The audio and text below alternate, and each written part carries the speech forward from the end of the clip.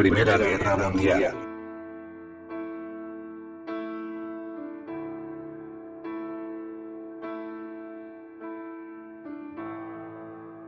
La paz armada. A finales del siglo XIX, el Reino Unido dominaba el mundo tecnológico, financiero, económico y sobre todo político. Alemania y Estados Unidos le disputaban el predominio industrial y comercial. Durante la segunda mitad del siglo XIX y los inicios del siglo XX se produjo el reparto colonial de África, a excepción de Liberia y Etiopía, y de Asia Meridional entre las potencias europeas, así como el gradual aumento de la presencia europea y japonesa en China, un estado que para entonces se hallaba muy debilitado. El Reino Unido y Francia, las dos principales potencias coloniales, se enfrentaron en 1898 y 1899 en el denominado Incidente de Fashoda, en Sudán, pero el rápido ascenso del Imperio alemán hizo que los dos países se unieran a través de la Entente Cordial. Alemania, que solamente poseía colonias en Camerún, Namibia, África Oriental, algunas islas del Pacífico, Nueva Guinea, las Marianas, las Carolinas, las Islas Salomón, entre otras, y enclaves comerciales en China, empezó a pretender más a medida que aumentaba su poderío militar y económico posterior a su unificación en 1871. Una desacertada diplomacia fue aislando al Reich, que solo podía contar con la alianza incondicional del Imperio Austrohúngaro. Por su parte, el Imperio ruso y, en menor medida, los Estados Unidos controlaban vastos territorios, unidos por largas líneas férreas, transiberiano y ferrocarril Atlántico-Pacífico, respectivamente. Francia deseaba la revancha de la derrota sufrida frente a Prusia en la Guerra Franco-Prusiana de 1870-1871. Mientras París estaba asediada, los príncipes alemanes habían proclamado el imperio, el llamado Segundo Reich, en el Palacio de Versalles, lo que significó una ofensa para los franceses. La Tercera República perdió Alsacia y Lorena, que pasaron a ser parte del nuevo Reich germánico. Su recuperación era ansiada por el presidente francés, Poincaré, Lorenzé. En general, las generaciones francesas de finales del siglo XIX y, sobre todo, los estamentos militares, crecieron con la idea nacionalista de vengar la afrenta recuperando esos territorios. En 1914 solo hubo un 1% de desertores en el ejército francés, en comparación con el 30% de 1870. Mientras tanto, los países de los Balcanes independizados del Imperio Otomano fueron objeto de rivalidad entre las grandes potencias. El Estado otomano, al que los comentaristas de la época denominaban el enfermo de Europa, no poseía en Europa hacia 1914 más que Estambul, la antigua Constantinopla. Todos los jóvenes países nacidos de su descomposición, Grecia, Bulgaria, Rumanía, Serbia, Montenegro y Albania, buscaron expandirse a costa de sus vecinos, lo que llevó a dos conflictos entre 1910 y 1913, conocidos como guerras balcánicas. Impulsados por esta situación, los dos enemigos seculares del Imperio Otomano continuaron su política tradicional de avanzar hacia Estambul y los estrechos que conectan el Mar Negro con el Mar Mediterráneo. El Imperio Austrohúngaro deseaba proseguir su expansión en el valle del Danubio hasta el Mar Negro, sometiendo a los pueblos eslavos. El Imperio ruso, que estaba ligado histórica y culturalmente a los eslavos de los Balcanes, de confesión ortodoxa, ya les había brindado su apoyo en el pasado, contaba con ellas como aliados naturales en su política de acceder a puertos de aguas calientes. Como resultado de estas tensiones, se crearon vastos sistemas de alianzas a partir de 1882. La Triple Entente. Francia, Reino Unido y Rusia. La Triple Alianza. Alemania, Austria-Hungría e Italia. A este período se le conoce como paz armada, ya que las naciones europeas estaban destinando cuantiosas cantidades de recursos en armamentos 22, y sin embargo, no había guerra, aunque se sabía que esta era inminente. Detonante. El evento detonante del conflicto fue el asesinato del archiduque Francisco Fernando de Austria y su esposa, Sofía Choptek, en Sarajevo el 28 de junio de 1914 a manos del joven estudiante nacionalista serbio Gavrilo Princip, miembro del grupo serbio Joven Bosnia, ligado al grupo nacionalista Mano Negra, que apoyaba la unificación de Bosnia con Serbia. Francisco Fernando era el heredero de la corona austrohúngara después de la muerte de su primo, Rodolfo de Habsburgo, en 1889, y de su padre Carlos Luis de Austria, en 1896. Su asesinato precipitó la declaración de guerra de Austria contra Serbia, que desencadenó la Primera Guerra Mundial. El 23 de julio, después de acordarlo con el Estado alemán, el gobierno austrohúngaro lanzó un ultimátum en 10 puntos a su homólogo serbio, exigiendo entre otras cosas la posibilidad de investigar en territorio serbio. Al día siguiente, durante el Consejo de Ministros ruso, el zar Nicolás II ordenó la movilización general contra el Estado austrohúngaro. El gobierno serbio, que tenía plazo hasta el sábado 25 a las 6 de la tarde, no aprobó los puntos impuestos por Austria-Hungría, sobre todo los puntos 5 y 6 que ordenaban aceptar la colaboración en territorio serbio de representantes del gobierno austrohúngaro para la represión del movimiento subversivo y abrir una investigación judicial contra los participantes en el complot. Ante dicha negativa, el 28 de julio de 1914, Austria-Hungría declaró la guerra a Serbia. Acto seguido, el 29 de julio Rusia ordenó la movilización general. En función de las alianzas militares, el 1 de agosto, Alemania le declaró la guerra a Rusia, al considerar la movilización como un acto de guerra contra Austria-Hungría. Ante esto, y en virtud de la alianza militar franco-rusa de 1894, Francia tomó algunas medidas de precaución en sus fronteras.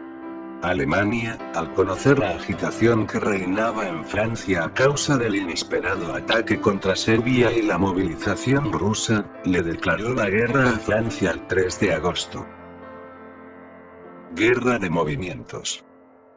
En 1914, los europeos pensaban que la guerra sería corta. Pero los generales, que habían estudiado las guerras napoleónicas, estaban equivocados en su enfoque inicial del enfrentamiento, basado en el uso masivo de la infantería. Respondiendo a la enorme eficacia de las armas, fusiles, armas automáticas y artillería pesada, las fortificaciones fueron reforzadas. La caballería sería inútil como medio para romper el frente. Al comienzo de la guerra, los dos bandos trataron de obtener una victoria rápida mediante ofensivas fulminantes. Los franceses agruparon sus tropas en la frontera con Alemania, entre Nancy y Belfort, divididas en 5 ejércitos. Previendo un ataque frontal en Lorena, organizaron el Plan 17. Los alemanes tenían un plan mucho más ambicioso. Contaban con la rapidez de un movimiento de contorno por Bélgica para sorprender a las tropas francesas y marchar hacia el este de París, Plan Schlieffen de 1905, y luego enfrentarse a las fuerzas enemigas y empujarlas hacia el Jura y Suiza. Tan solo ubicaron 7 de sus tropas sobre la frontera para resistir el ataque frontal en Alsacia-Lorena. El comienzo del plan transcurrió perfectamente para el Reich. Sus tropas avanzaron sobre Bélgica el 4 de agosto, lo cual provocó la intervención inglesa. Posteriormente derrotaron al ejército francés en diversas batallas. Los franceses lanzaron simultáneamente el Plan 17, pero resultó un fracaso debido a las armas automáticas que frenaron cualquier asalto y a un repliegue prematuro de las tropas hacia sus líneas.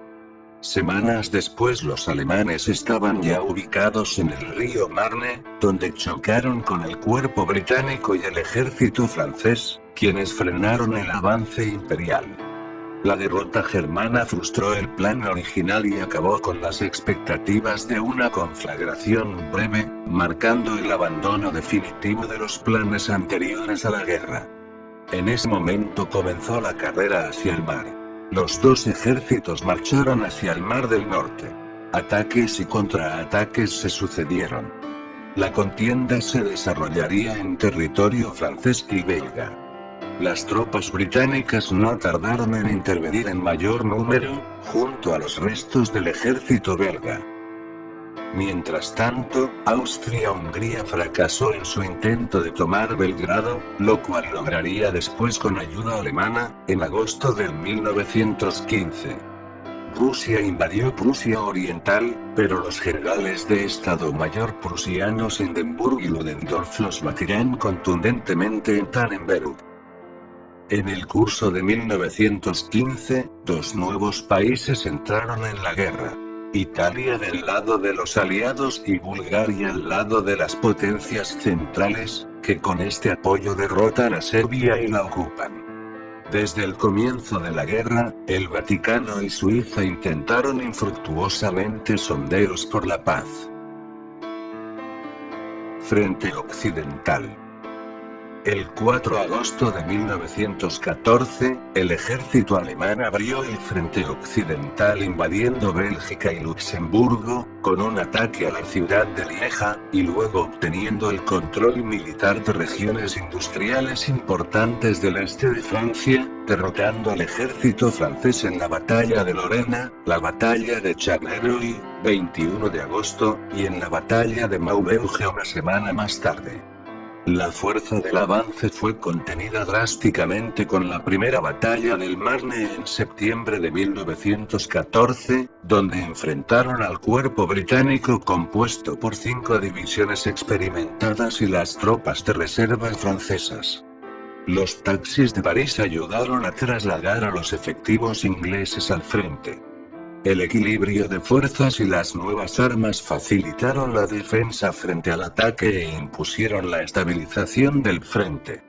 Ambos contendientes se atrincheraron en una línea sinuosa de posiciones fortificadas que se extendía desde el Mar del Norte hasta la frontera suiza con Francia. Esta línea permaneció sin cambios sustanciales durante casi toda la guerra. Un asalto presentaba tal desventaja frente al adversario que los ataques aliados fueron infructuosos y Alemania pudo resistir a pesar de combatir en dos frentes. En estos ataques se recurrió a bombardeos masivos de artillería y al avance masivo de la infantería. Sin embargo, la combinación de las trincheras, los nidos de ametralladoras, el alambre de espino y la artillería infligían cuantiosas bajas a los atacantes y a los defensores en contraataque. Como resultado, no se conseguían avances significativos. Las condiciones sanitarias y humanas para los soldados eran muy crudas y las bajas elevadísimas. En otoño de 1915 el general Joseph Joffre intentó una ofensiva, con apoyo inglés, que concluyó en un gigantesco fracaso. Después de este éxito defensivo, a finales de año, el general von Falkenhayn, jefe de Estado Mayor, propuso al Kaiser su proyecto de atacar Verdún. Plaza fuerte e impenetrable según la propaganda francesa, pero que estaba en posición delicada por no poseer un camino o vía férrea para su rehabituallamiento. Los alemanes esperaban que su caída debilitaría la moral de los soldados franceses. El 21 de febrero de 1916, el ataque se inició con la artillería bombardeando violentamente las posiciones aliadas. Los alemanes avanzaron poco, pero las pérdidas francesas fueron enormes.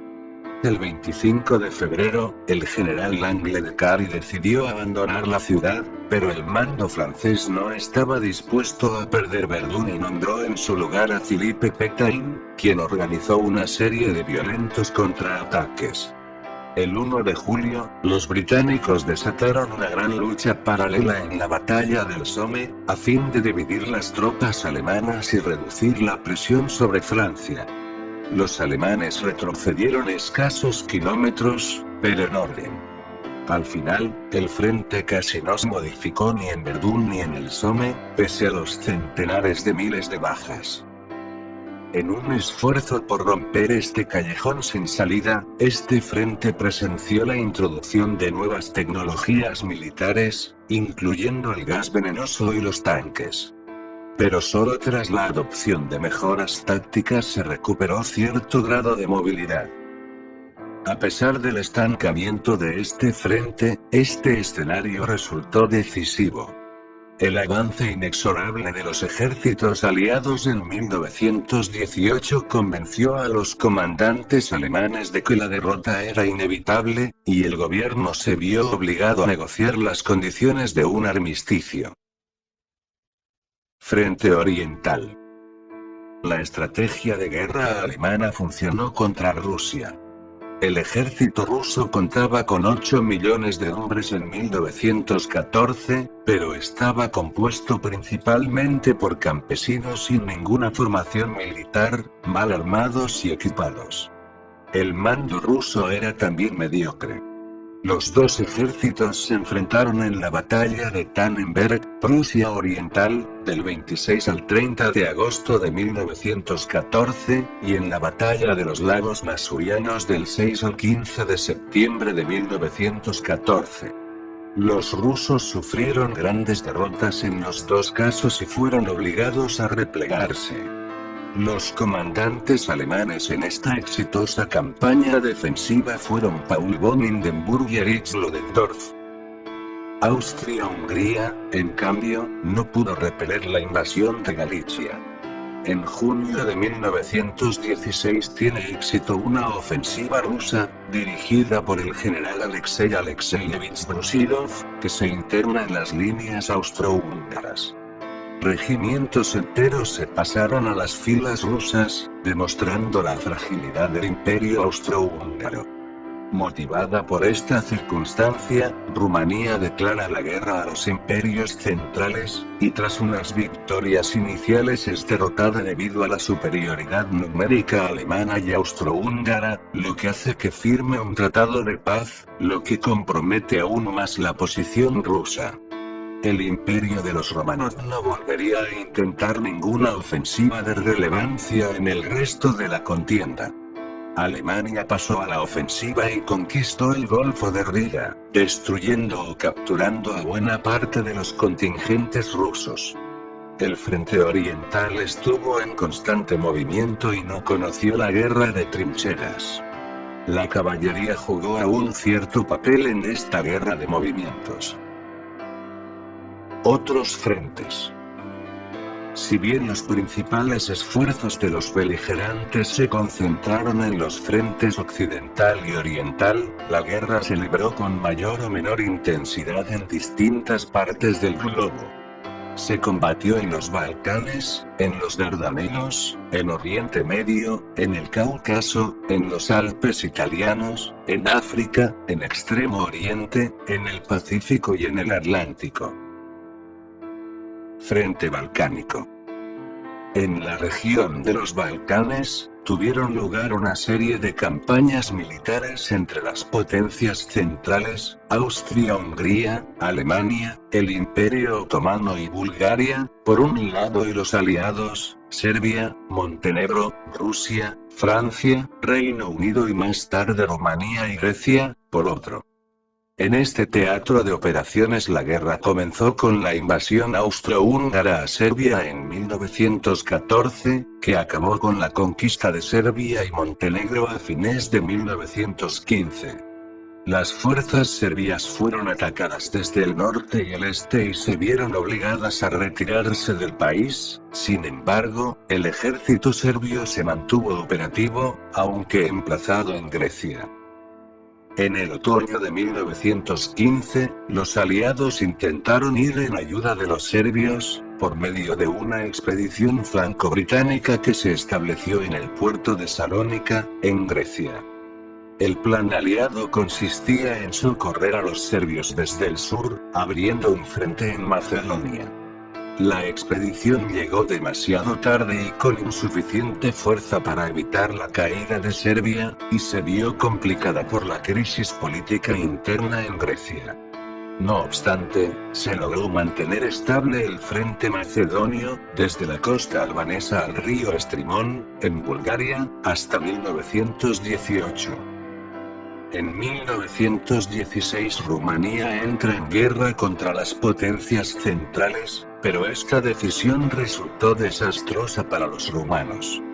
Poco después de la declaración de guerra rumana, una ofensiva combinada entre los alemanes, austrohúngaros, búlgaros y otomanos conquistó 2/3 del país en una rápida campaña que finalizó en diciembre de 1916. Sin embargo, los ejércitos ruso y rumano consiguieron estabilizar el frente y mantenerlo en Moldavia. En 1917, Grecia entró en la guerra del lado aliado, y en septiembre de 1918 se produjo la gran ofensiva aliada de una fuerza multinacional acantonada en el norte de Grecia, que dio lugar a la capitulación de Bulgaria y a la liberación de Serbia. Frente de Oriente Medio. Los aliados contaban con la debilidad del Imperio Otomano para abrir una vía directa y apoyar a sus aliados rusos. La campaña de los Dardanelos fue iniciada por los ingleses, a sugerencia de Winston Churchill, para controlar el estrecho de los Dardanelos, lo que permitiría a Francia y al Imperio Británico revitalizar a Rusia, neutralizar al Imperio Otomano y encerrar a los imperios centrales. El ambicioso proyecto comenzó con el despliegue de una imponente flota inglesa y el desembarco de tropas en Galípoli, pero los otomanos, mandados por Mustafa Kemal Atatürk, se defendieron con una eficacia inesperada. Los aliados no consiguieron penetrar en el Imperio Otomano y fracasaron en las sucesivas ofensivas. La operación fue un sangriento desastre, convirtiéndose en una nueva batalla de trincheras, para colmo, esta vez con el mar a espaldas de los aliados. Después de unos meses de inútiles tentativas, el mando inglés decidió evacuar Galípoli y dirigir su cuerpo expedicionario a Salónica, Grecia. Este ejército sostendría enseguida a los serbios que no se rindieron. Ante todo, se mantuvo a la espera de nuevas oportunidades, como convencer a Grecia de entrar en la guerra. Durante todo el conflicto, los británicos fomentaron el sublevamiento de las tribus árabes para perturbar a los otomanos. En esta misión destacó el célebre oficial T.E. Lawrence de Arabia.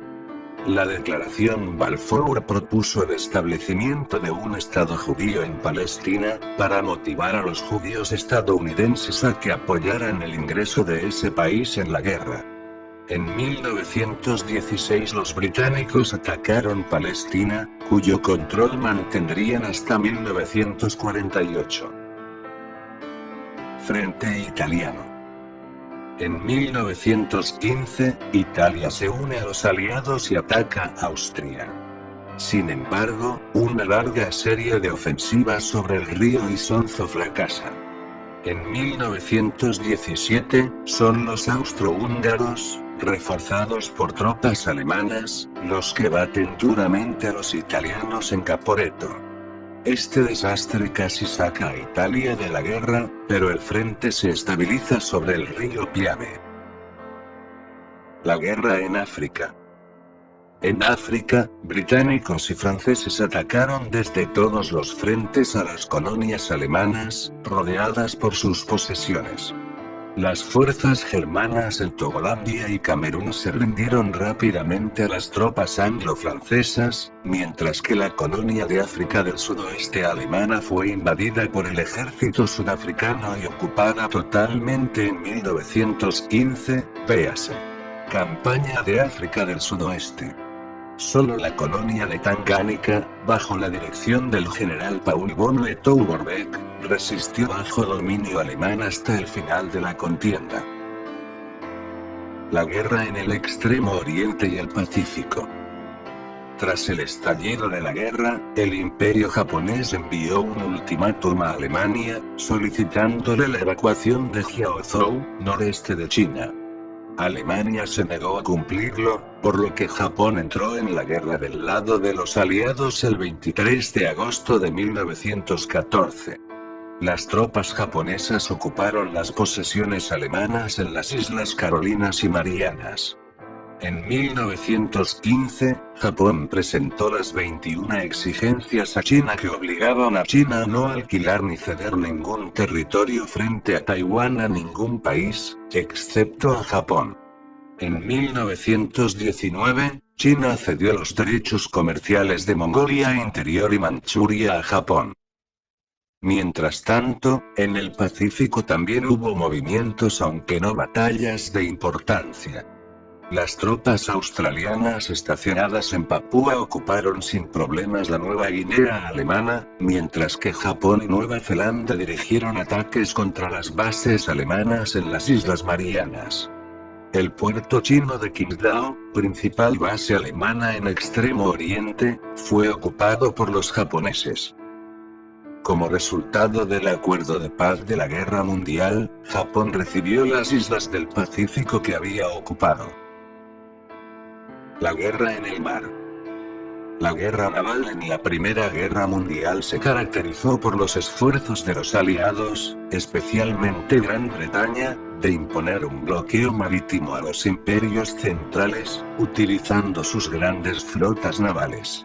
Y por el empeño de estos de romper el bloqueo o establecer ellos mismos uno efectivo hacia el Reino Unido y Francia.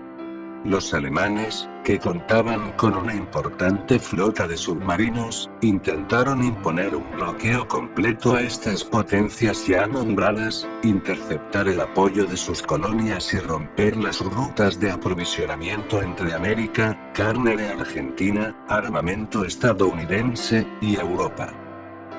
El Mar del Norte y el Canal de la Mancha fueron los principales teatros de operaciones de la guerra en el mar. En ellos se enfrentaron la Gran Flota Británica y la Flota de Alta Mar Alemana, que protagonizaron tres grandes batallas. En agosto de 1914 se encontraron en la Batalla de Heligoland, en enero de 1915 en la Batalla del Banco d'Alger, ambas a favor del Reino Unido.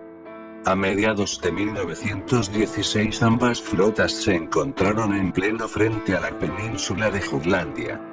En la batalla de Jutlandia los alemanes, dirigidos por los almirantes Reinhard Scheer y Franz von Hipper, tenían como objetivo impedir el abastecimiento británico desde Noruega. La batalla comenzó el 31 de mayo, y fue el mayor combate naval registrado durante la guerra.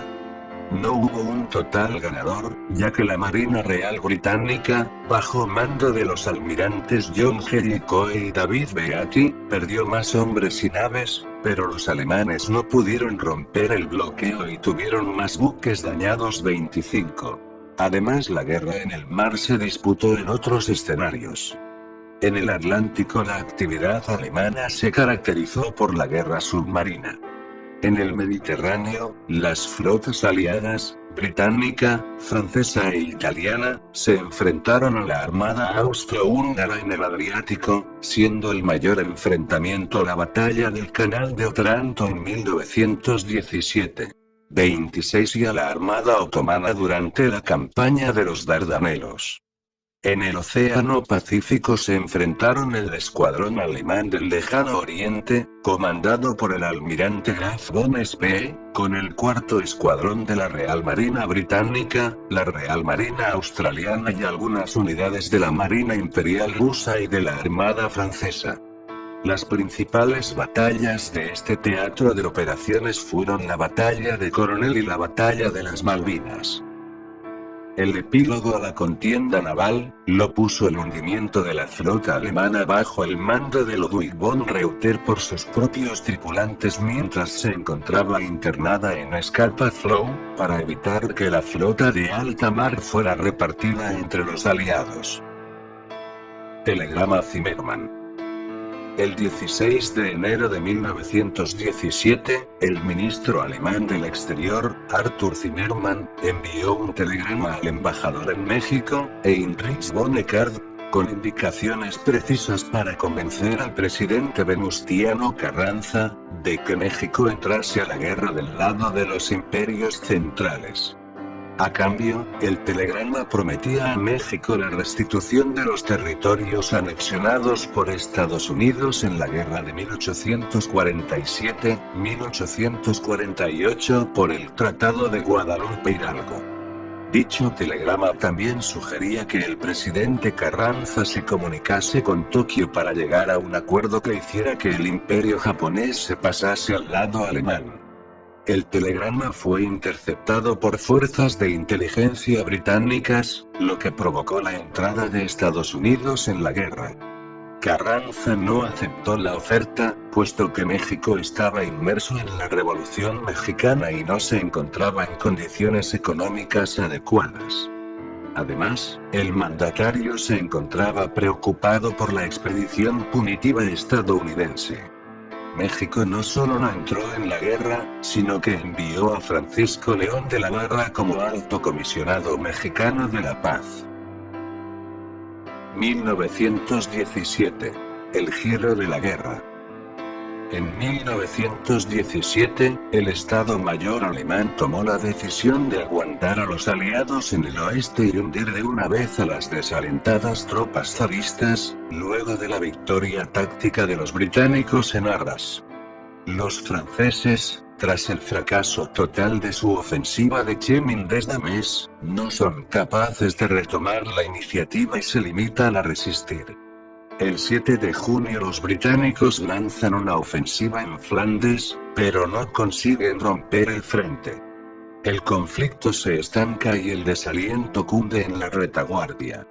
La población civil padece restricciones, sobre todo en Alemania, bloqueada por los aliados. En abril de 1917 los Estados Unidos le declararon la guerra a los imperios centrales, lo que le dio a la contienda el carácter mundial. No obstante, sus efectos no se sentirían sino hasta 1918. El hecho que motivó el ingreso de Estados Unidos en la guerra fue el hundimiento del Lusitania el 7 de mayo de 1915, donde murieron 128 estadounidenses, por un submarino alemán. Este hecho provocó un fuerte rechazo en Estados Unidos, que se preparó para entrar oficialmente en guerra al lado de los aliados. En febrero de 1917 estalla la Revolución Rusa, la cual obligó a abdicar al zar Nicolás II, quedando el país bajo el mando de Alexander Kerensky, quien continuó en guerra contra Alemania. Sin embargo, en noviembre estallaría la Revolución Bolchevique, que depuso al gobierno de Kerensky. Este clima de inestabilidad permitió a los alemanes avanzar considerablemente en ese país. Los bolcheviques tomaron el control total y firmaron el armisticio con los imperios centrales en diciembre, después de la paz de Brest-Litovsk, negociada por León Trotsky, en marzo de 1918. Para obtenerla consintieron enormes sacrificios económicos y territoriales. Además, Alemania ocupó Polonia, Ucrania, Finlandia, los países bálticos y parte de Bielorrusia. El Reich aprovechó esta victoria para enviar casi todo su ejército oriental al frente occidental e intentar obtener una victoria rápida antes de la llegada masiva de los estadounidenses. Era su baza definitiva, ya que Austria, Hungría, Bulgaria y el Imperio Otomano daban muestras de desaliento ante las mayores reservas financieras y de hombres de los aliados. Finalmente, el 17 de julio de 1918, el zar Nicolás II fue asesinado con toda su familia en Ekaterimburgo, por temor a que el avance de la legión checoslovaca hacia la ciudad pudiera liberar al zar. La Revolución Rusa, en particular luego del Tratado de Brest-Litovsk, dio paso a una guerra civil, que se extendió hasta 1923, provocada por el levantamiento de grupos antibolcheviques dentro y fuera de Rusia, que se organizaron para actuar contra el nuevo régimen. Fin de la guerra. Reforzados por las tropas provenientes del frente este, los alemanes ponen todas sus fuerzas en su última ofensiva, nombrada por el general de infantería Erich Ludendorff como Kaiserschlacht, nombre clave Michael, a partir de marzo de 1918, sobre el río Somme, en Flandes y en Champaña. Esta comenzó el 21 de marzo y se extendió hasta el 5 de abril, aunque con el final de esta los alemanes continuaron con una serie de 4 ofensivas hasta el 17 de junio. Pero, mal alimentadas y cansadas, las tropas alemanas no pudieron resistir la contraofensiva de Foch y fallan frente al objetivo final, París, quedando a 120 kilómetros de la capital gala. El general Foch comanda sus tropas francesas y estadounidenses hacia la victoria, en la segunda batalla del Marne. Los primeros tanques británicos entraron en combate y la superioridad aérea aliada era evidente. Es el principio del fin para los imperios centrales. En los Balcanes, las tropas francesas atacan las líneas búlgaras en Macedonia. Después de pocos días de lucha, Bulgaria comprende que no puede hacerles frente y pide el armisticio. El Imperio Otomano está al límite de sus fuerzas y no puede contener a los británicos que han tomado ya Jerusalén y Bagdad y avanzan hacia Anatolia. Franceses y británicos ocupan el Oriente Próximo e Irak y el Imperio Otomano también se rinde. El duelo entre italianos y austríacos está asimismo por resolverse. El general Díaz se ve presionado por su gobierno, que necesita de una victoria en el frente alpino para poder negociar. Los italianos derrotan a Austria-Hungría en Vittorio Veneto. Este hecho se suma al descalabro del ejército imperial en los Balcanes, y la monarquía de los Habsburgo se hunde. El Reich está en una situación desesperada. Se ha quedado sin aliados, su población civil sufre draconianas restricciones, su ejército está al límite, sin reservas y desmoralizado. Ludendorff y Hindenburg son partidarios de la capitulación inmediata, pues creen que el frente se derrumbará en cualquier momento. En efecto, tropas estadounidenses de repuesto no paran de desembarcar e incluso Italia se prepara para enviar un contingente a Francia. El 8 de agosto un ataque aliado cerca de Amiens tiene éxito y rompe el frente alemán. Los aliados penetran en Bélgica. El alto mando pide al brazo político iniciar inmediatamente negociaciones de paz. Cunde la convicción de que la guerra está perdida. Wilson proclama que Estados Unidos solo negociará con un gobierno alemán democrático. Los Hohenzollern tienen los días contados. Tras una revolución obrera en Berlín, el Kaiser huye a Holanda. El gobierno de la nueva República Alemana firma el armisticio de Compiègne el 11 de noviembre de 1918. La guerra termina con la victoria de los aliados. Tratados de paz. Tras el conflicto, se firmaron varios tratados de paz por separado entre cada uno de los vencidos y todos los vencedores, con excepción de Rusia, que había abandonado la guerra en 1917. Al conjunto de estos tratados se le conoce como la Paz de París, 1919-1920. Versalles. Firmado el 28 de junio de 1919 entre los aliados y Alemania. El antiguo territorio del Imperio Alemán fue cortado en dos por el corredor polaco, desmilitarizado, confiscadas sus colonias, supervisado, condenado a pagar enormes compensaciones que terminó de satisfacer casi un siglo después, en 2010-28 y tratado como responsable del conflicto. Este tratado produjo gran amargura entre los alemanes y fue la semilla inicial para el próximo conflicto mundial. Con este tratado también fue creada la Sociedad de Naciones. Saint-Germain-en-Laye. Firmado el 10 de septiembre de 1919 entre los aliados y Austria-Hungría. En este tratado se establecía el desmembramiento de la antigua monarquía de los Habsburgo, el Imperio Austrohúngaro, y Austria quedó limitada a algunas zonas en las que se hablaba solamente el alemán. Neuilly. Firmado el 27 de noviembre de 1919 en Neuilly-sur-Seine, Francia, entre Bulgaria y las potencias vencedoras. De acuerdo con lo estipulado en el tratado, Bulgaria reconocía el nuevo reino de Yugoslavia, pagaba $400 millones en concepto de indemnización y reducía su ejército a 20.000 efectivos.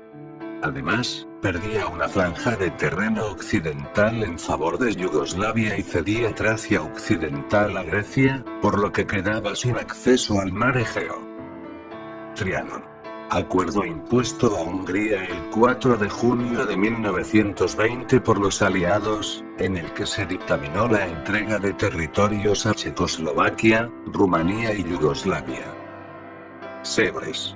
Firmado el 10 de agosto de 1920 entre el Imperio Otomano y los aliados, a excepción de Rusia y Estados Unidos. El tratado dejaba a los otomanos sin la mayor parte de sus antiguas posesiones, limitando sus territorios a Constantinopla y parte de Asia Menor. Aspectos económicos. La Primera Guerra Mundial fue la primera que exigió a los gobiernos intervenir en la economía para lograr resolver cuestiones de envergadura relacionadas con la disponibilidad de los factores de producción y la necesidad de distribuirlos en un escenario caracterizado por deudas crecientes y diversificadas y por restricciones a la importación. Producción. El accionar del Estado en relación a los procesos productivos se limitó al control de los mismos sin afectar los principios de la libre empresa. El principal problema para la producción fue el factor trabajo, ya que la mano de obra estaba reclutada. En consecuencia, las potencias en guerra recurrieron al trabajo femenino. En el sector agrario se incentivó la producción por todos los medios. Por ejemplo, Alemania obligó a cultivar las tierras comunales e Inglaterra estableció multas al terreno baldío. La producción industrial también experimentó un importante crecimiento, sobre todo la industria metalúrgica para la fabricación de armamento y la textil para la confección de uniformes. Distribución e intercambios. Los problemas de distribución de materias primas y alimentos se fueron agudizando a medida que transcurría la guerra. Los bloqueos comerciales por parte de ambos bandos obligaron a cambiar las rutas de comercio con un correspondiente aumento de los fletes. A su vez, una economía de guerra obligó a las autoridades a fijar cupos de importación, fijar precios y crear organismos de distribución de alimentos. Esta Inglaterra, quien había mantenido el libre comercio durante la crisis de 1873, debió realizar medidas proteccionistas como derechos arancelarios. Por otro lado, los problemas de transporte interno fueron serios. Por ejemplo, el Estado alemán subordinó a las empresas ferroviarias para organizar la circulación. Financiamiento. El conflicto armado significó para los estados involucrados en él un aumento del gasto público, lo que provocaba inflación. Las posibilidades de financiamiento de la guerra eran tres: emitir moneda, recaudar más impuestos y a través de empréstitos internos. Una cuarta opción era la financiación externa en el caso de Gran Bretaña y sus aliados. Alemania tenía la idea de que al final de una guerra victoriosa, los vencidos pagarían los costos. Por eso, en su mayoría, recurrió a empréstitos internos para financiarse. Francia compartía la misma noción de Alemania y pensaba que los vencidos pagarían los costos de guerra. Recurrió en gran medida al crédito exterior, emisión de bonos y empréstitos de guerra. Inglaterra, por su parte, logró la autorización para emitir moneda de los límites establecidos por ley. Aunque la mayor financiación la obtuvo a partir de reformas impositivas. Con respecto a la financiación exterior, Gran Bretaña inicialmente era el banquero de sus aliados debido a su posición privilegiada. A medida que avanzó el conflicto, encontró cada vez más dificultades para desempeñar ese papel, por lo que empezó a recibir dinero de Estados Unidos. En consecuencia, el papel de gran acreedor pasó a manos de empresas. Las empresas beneficiadas con la guerra fueron una serie de nuevas industrias que proveían bienes y servicios al ejército.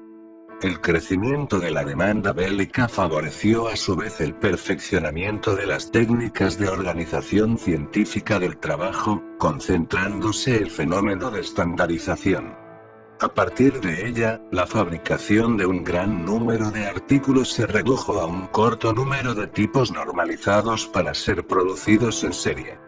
Por otro lado, la guerra modificó de manera profunda las relaciones entre gobierno, ciencia e industria. El Estado asumió la responsabilidad directa en la orientación de la actividad científica y la aplicación de esta en la industria. La guerra constituyó una etapa más en el proceso de concentración económica. La posición privilegiada que ostentaban las grandes empresas ya antes del conflicto les permitió ser beneficiarias preferenciales de los contratos estatales destinados al aprovisionamiento de las tropas, así también como créditos más baratos. El resto del mundo. La guerra fue un importante factor en la expansión económica de algunos países situados fuera del escenario principal de los acontecimientos.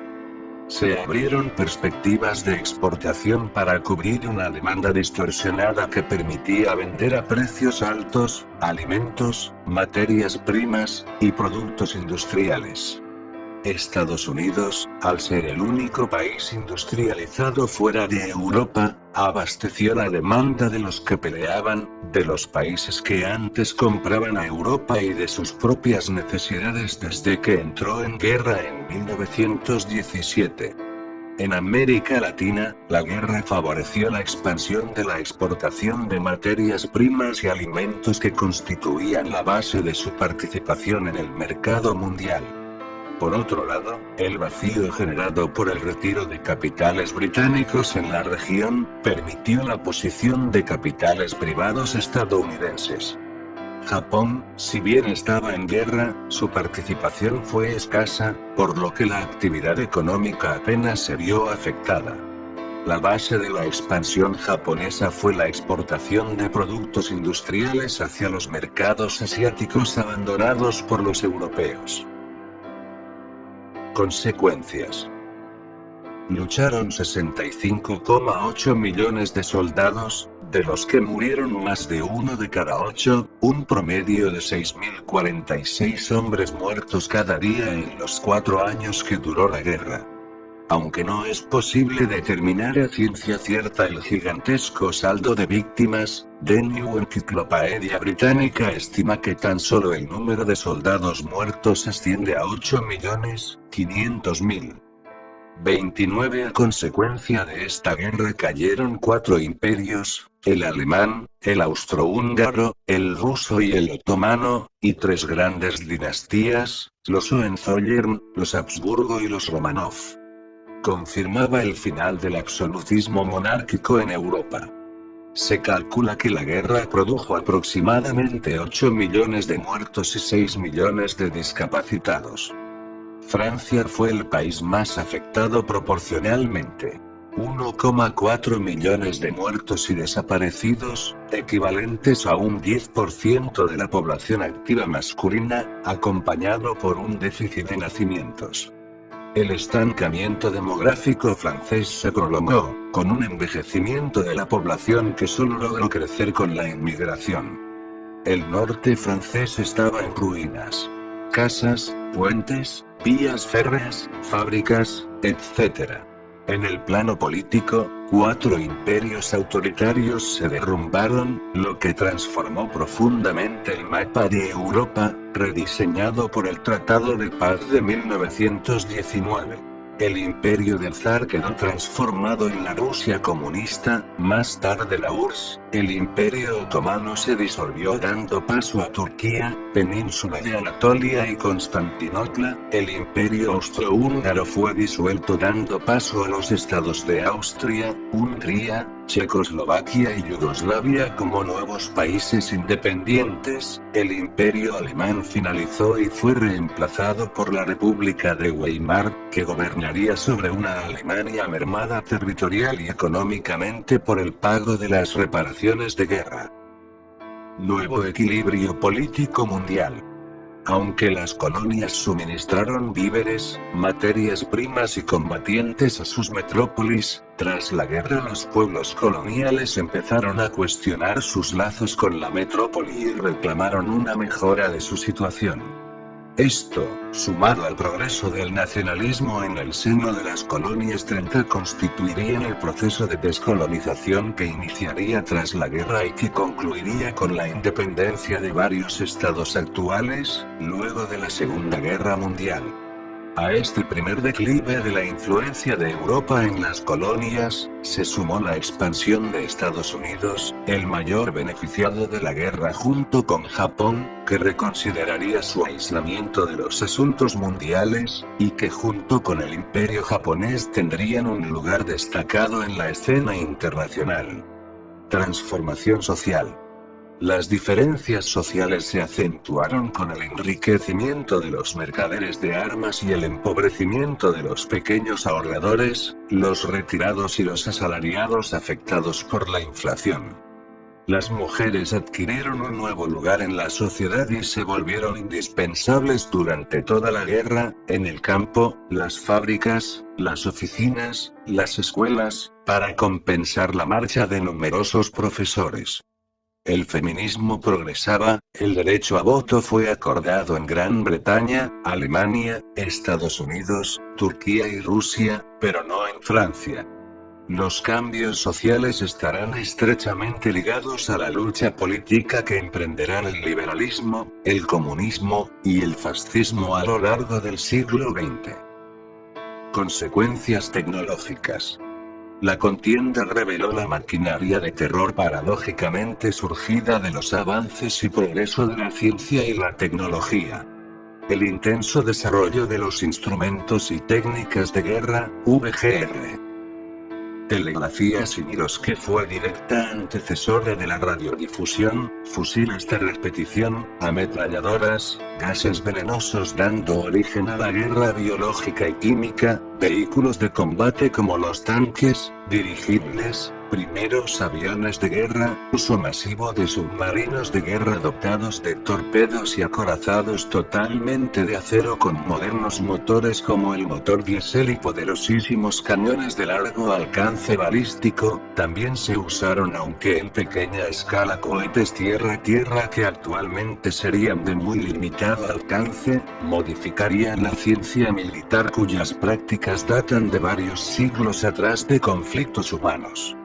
La artillería multiplicó los calibres, aumentó el alcance y mejoró los métodos de corrección. El transporte motorizado se generalizó y volvió obsoleta la artillería impulsada por personas o animales de tiro. El caballo dejó de ser útil como instrumento militar, si bien siguió utilizándose en la Segunda Guerra Mundial en las largas líneas de abastecimiento. Igualmente supuso cambios en la estrategia militar donde en adelante sería necesario el sigilo y el escondite de las tropas para poder combatir, modificando la vestimenta de los soldados con tal fin. También se revelaría el grave daño que padecería la población civil producto de los bombardeos a las ciudades y otros daños colaterales. La población civil y no beligerante se transformarían en nuevas víctimas visibles y objetivos militares de la nueva forma de hacer la guerra que reveló la Primera Guerra Mundial, producto de la masificación de los ataques no convencionales por un armamento mucho más destructivo y de mayor alcance. Consecuencias políticas en Alemania. Los 5 tratados tras la guerra, principalmente el suscrito en Versalles, ocasionaron un ambiente de opresión hacia los vencidos. La nueva Alemania republicana sufrió las consecuencias del imperio alemán y su economía fue explotada por los vencedores. Así surgieron tesis tanto izquierdistas como derechistas para acabar con esta situación. Los golpes contra el sistema comenzaron cuando, en 1921, milicias comunistas se levantaron en Múnich. La revuelta fue sofocada. Adolf Hitler culpaba a los marxistas alemanes de la rendición alemana, alegando como pruebas la Constitución progresista de Weimar y el armisticio a continuación. Cuando Hitler aún seguía en las trincheras, los militares alemanes convencían a la población civil de que la guerra podía ser ganada, mientras que confesaban a los políticos que la rendición era ineludible. Pero Hitler sostuvo esta tesis en el Partido Nacional Socialista Alemán de los Trabajadores y, con ella, dirigió el denominado Putsch de Múnich de 1923 contra la sede del gobierno. El golpe militar fue aplastado y Hitler recluido en prisión durante 8 meses. Sin embargo, el 30 de enero de 1933 Hitler fue nombrado canciller por el presidente Paul von Hindenburg, y el 5 de marzo de 1933 obtuvo el 43,91% de los votos en las elecciones, con lo que obtuvo la mayoría del Reichstag. Testimonios, literatura y filmografía. En sus memorias de mi vida el mariscal Paul von Hindenburg considera que Alemania no perdió la guerra por causas militares. En 2001 se publicó la biografía de Machar y de Russell Warren. Roger Berzel publicó una famosa serie de novelas sobre el capitán Conan que dio lugar a la película homónima de Bertrand Tavernier. También fue llevada al cine El pabellón de los oficiales de Martougail por Flanois Tupeyron. Han tratado el tema de Red Robinson, Alexander Fullerton y Anne Perry. Han Morris elaboró una biografía del almirante Fisher, Peter Kilduff una nueva del Barón Rojo. Hay ensayos sobre la guerra aérea, Aces Falling, de Peter A. o On a Winding a Prayer de Joshua Levine. En Tolkien and the Beatuar, Harper Collins, 2003, se rastrea en las imágenes que vio el autor en las trincheras los paisajes desolados de Mordor. La salvación de Minas Tirith por un ejército de muertos la habría inspirado un texto de Siegfried Sassoon. Muchos poetas ingleses escribieron sobre esta traumática experiencia. Privates Way, de Frederick Manning, fue aplaudida por Hemingway, T.S. Eliot y T.E. Lawrence. La marcha Radetzky, de Joseph Roth, retrata el fin del imperio austrohúngaro. Satírica es la visión del clásico checo Las aventuras del buen soldado Švejk, de Jaroslav Haek. Son clásicos del pacifismo sin novedad en el frente, de Erich Maria Remarque y Holm cogió su fusil, de Dalton Trumbo. También es clásica Adiós a las armas, de Hemingway y el final del desfile de Fort Madox. Otros grandes clásicos imprescindibles del conflicto son Adiós a todo eso, Memorias de Robert Graves, Muchnik, 2000. Los 7 pilares de la sabiduría de T.H. Lawrence, Tempestades de acero, de Ernst Junger y El miedo, de Gabriel Chevalier, 1895-1969. En el cine destacan Senderos de Gloria, de Stanley Kubrick, basada en una novela de Henry Cobb inspirada en hechos reales. La gran ilusión, de Jean Renoir. Sargento York, de Howard Hawks. sin novedad en el frente en sus varias versiones. Rey y Patria, de Joseph Losey. El Gran Desfile, de King Vidor.